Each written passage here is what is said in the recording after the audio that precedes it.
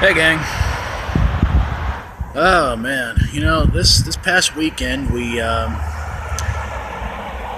well, along this highway right here, as you can see, a little bit of it. uh, well, we had the annual Sell It Again on Highway 10 yard sale, and instead of running it for about 3 days, like you're pretty much supposed to, Reno and I thought, why not run it an extra day?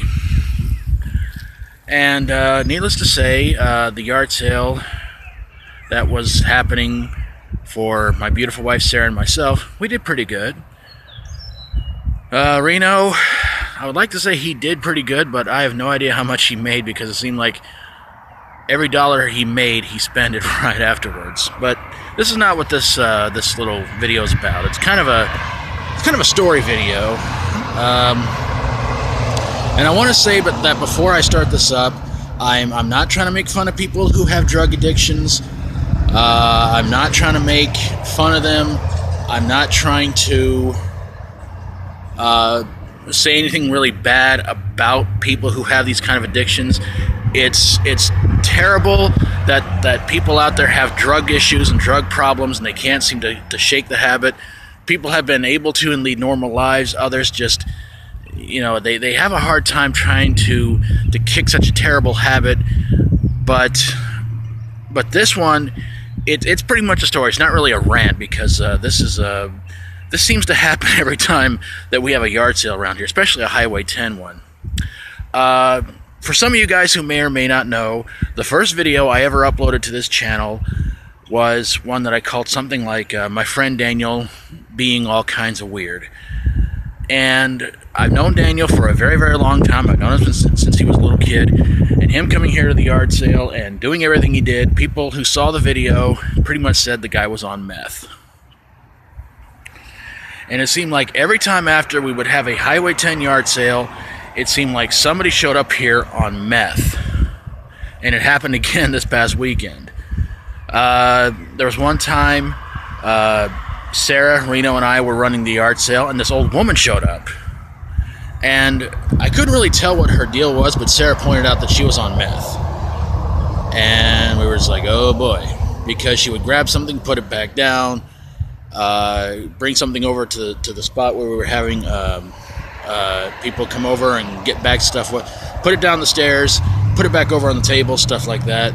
Sarah recognized it instantly, because she had known people who've had serious drug problems and stuff like that. And so this past weekend, I want to say it was on Friday, this guy shows up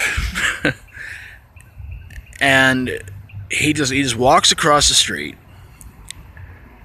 I didn't think anything of it. He had 2 large bags full of clothes, and he kept talking about how he needed a ride to Fort Smith.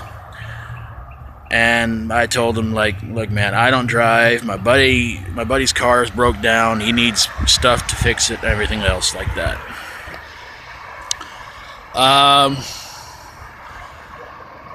So I didn't think anything of it until he just did the same thing that the old lady had done, and that is he would pick something up, bring it over, or he would pick something up off the table, put it right back down immediately after, and then pick it up again and want it and all this other stuff. So the guy is just going all over the place, and he keeps reintroducing himself, but he keeps giving us different names, but he keeps saying, they nicknamed me TJ. And the guy went on and on and on about all kinds of weird stuff, about how he is how his dad's writing a diary that's going to become a best-selling autobiography, and no joke, Angelina Jolie is set to star in the movie already. He actually made a couple of female customers feel very uncomfortable.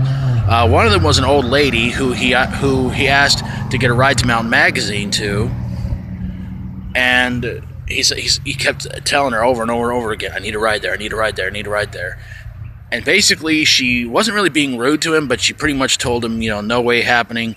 in which she responded to him by saying, "Well, I hope you don't freeze." I thought, wow, that was harsh, but okay.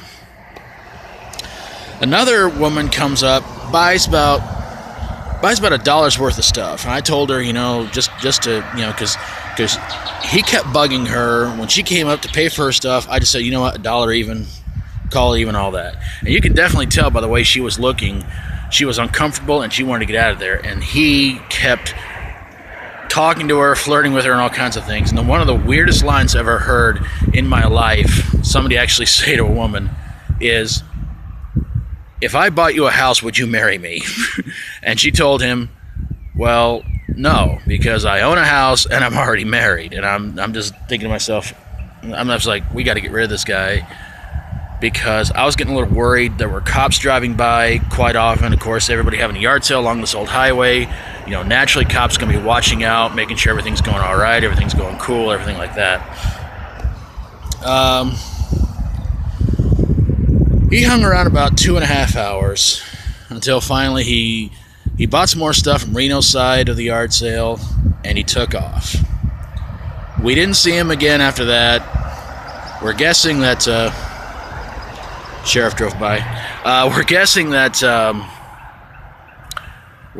that he got to Mountain Magazine and he's there and he's staying there, but he kept talking about trying to get to Fort Smith and all this other stuff. So I asked Reno about it, and he said the guy was definitely on meth and something else. Can't remember what it was, but he said definitely meth. And I texted Sarah about it, said all the stuff the guy had said. She said, yeah, definitely, the guy was on meth. So I said, oh my God.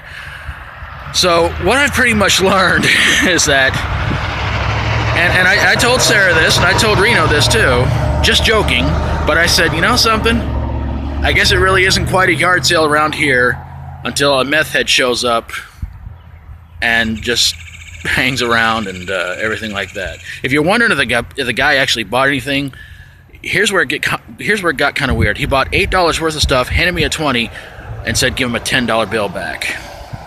So I said, I'm not going to argue with the guy.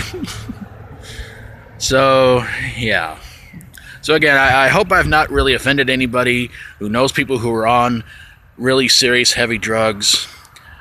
But, if you know somebody who's on it, try and get them some help. It's pretty much just really destroying them, and it's just going to lead them to, I'm sure you've heard the speech before. Honestly, it's not a good thing to get people on any kind of drugs. It can destroy your life and everything like that. And this guy nicknaming himself TJ over and over and over again, introducing him to different names. It was a little weird, but yeah. So, Rick James says cocaine, that's a heck of a drug. Well, meth, I think it's a lot worse.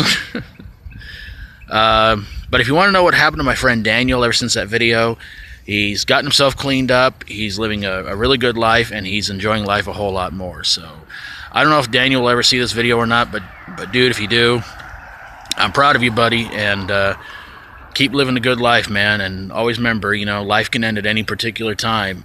So just live it up and have fun, and thank the good Lord above that you still have another day on this earth to get things done and feel blessed for everything you have. Well, gang, that's going to do it for me. I hope I didn't bore you too much. Of course, if you like my videos, where that doggone subscribe button is down below, hit that subscribe button. And who knows, maybe before video number 700, I'll do a couple more story videos for you guys. But take care of yourselves, and hope you guys had a really awesome weekend. See you guys later. Thanks again. As always, stay strong and rock on.